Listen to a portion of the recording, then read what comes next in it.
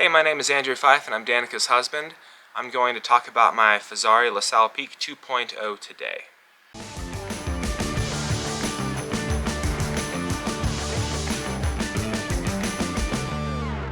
A week ago I was out riding with some friends locally and was having a good time. Dirt was good, riding maybe too fast, had some different tires on, I don't know.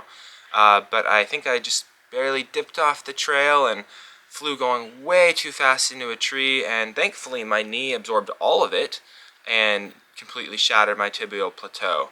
So I had a chest protector on, that was fine. I broke a helmet, but glancing blow, no concussion, no problems, just expensive too. But yeah, I'll be off the bike for 4 to 6 months for a full recovery, and a couple of months at least without weight bearing, so bit of a bummer there. Even though my time's somewhat limited on the LaSalle Peak, I've pedaled it maybe 6 times now, and then I've probably had 10 different Whistler Bike Park days, so it's got a ton of vert. I've already worn out a couple sets of brake pads, and it's probably time for some suspension service. So I think I've got a pretty good idea of how the bike works and what I can say about it. Alright, so I'll tell you a little bit about the bike build. It has a number of standout features, but it started as the $5,000 Elite build, I think is what Fezzari calls it. Ordered it stock, seemed pretty cool. I had a bunch of parts lying around that Danica wasn't using at the time, and then a few from another bike that I was able to customize it in some pretty cool ways. So I think it's a really practical build that's not too heavy, but still is capable by far to handle anything I've thrown at it so far. A big fan of my Owry grips. I've got those wire tied on there, and that's my favorite grip by far. The TRP brakes have been pretty dang good. I think there are better brakes out there, but for me that's been a consistent brake, and besides having the pads wear unevenly like every single time, it's a powerful brake and it's consistent, so I do like that.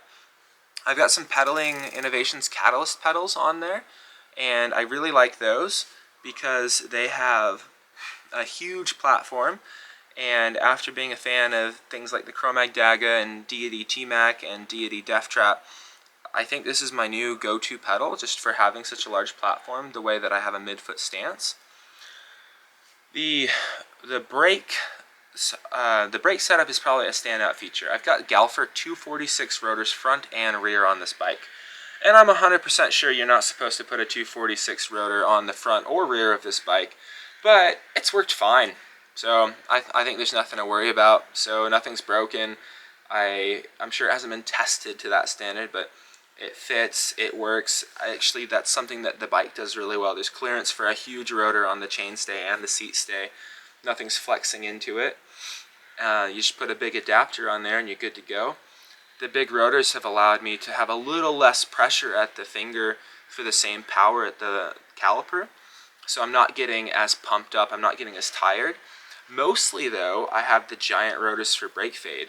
I'm at the bike park, I'm dragging my brakes down some steep stuff, and a lot of my local trails are pretty long and pretty steep. And as the brake system starts heating up, you lose power and it starts to feel really wooden, and when you're getting tired, your brake works less, so then you squeeze your brake more, then you get more tired. And it's this horrible thing that a lot of smaller people never have to deal with, because if you're strong and 180 pounds, you're not playing the same game. I still would like a stronger brake setup, but the 246 rotors for me have been a complete game changer, and I'd highly recommend them to anybody who's heavy at all. For sizing wise, I'm about 6'1.5" on a good day. I weigh about 230 pounds geared up, and this is a size large. So it fits me really, really well. That was based off my Fezzari Delano Peak sizing, which I love. In fact, I might make some tweaks once I'm healed up to make this sizing a little bit closer to that. But in the meantime, I'm really happy with the size large, and I think, although I could ride an XL, this for me is just about perfect. So some things that I really like about the bike are that when you're cruising, it feels very stable at speed. And when you hit a jump, it feels very natural. When I want a corner, the balance is good on it with the chainstay and front center length. I really like that. A super cool feature, especially for tall people, is that the straight seat tube allows you to have a forever long seat post. So I have a 240 dropper on this post, and a lot of bikes can't handle that, and the Fezzari LaSalle Peak can. I also really like the design language of the bike. It looks like a beefed up Delano, and I think it's a super good looking bike. Danica, when she got this for me, said the only rule was that I couldn't have purple. I really wanted purple. But I'm happy with this. I think it's gunmetal or battleship gray, and I really like the color. I've got some all mountain style stuff on it that I think looks kind of cool. So I think the bladed stays look really neat, and overall people like the look of it and compliment it a lot. So that's a fun little thing.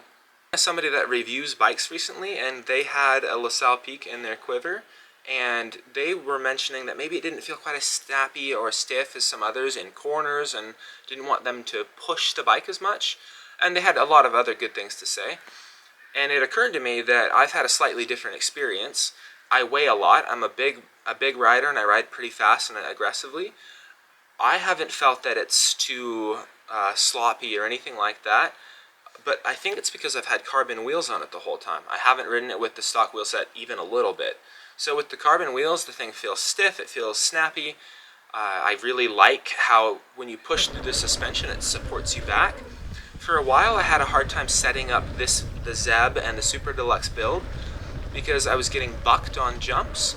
And it took me a while to figure out that the Zeb just needed a little more air pressure than I had in it and a little bit more compression because it just dives a little bit more than I'm used to for a fork. So that took me some time to figure out. It wasn't the shock. I kept slowing down the shock, but that wasn't the problem. I had to get the fork stiff enough to keep me propped up off the lip of the jump. But as a large rider, this bike feels very comfortable. It feels very solid. No part of me thinks it's going to flex and die and break, or when I take a big hit, it feels totally solid. I think for big terrain, this is a really cool bike. It jumps well.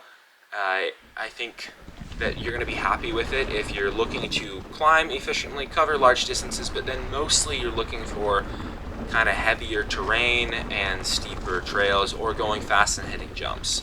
I'd say it's a great race bike, park bike, and all-rounder if you're looking for some more serious terrain. This is a capable bike for riders that want to charge hard, ride fast, hit jumps, and go down steep stuff. I think if you are anything like that, you're going to love it.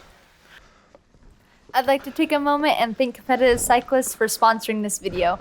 One of our favorite things we both have been rocking on our bikes and loving have been these Owry grips.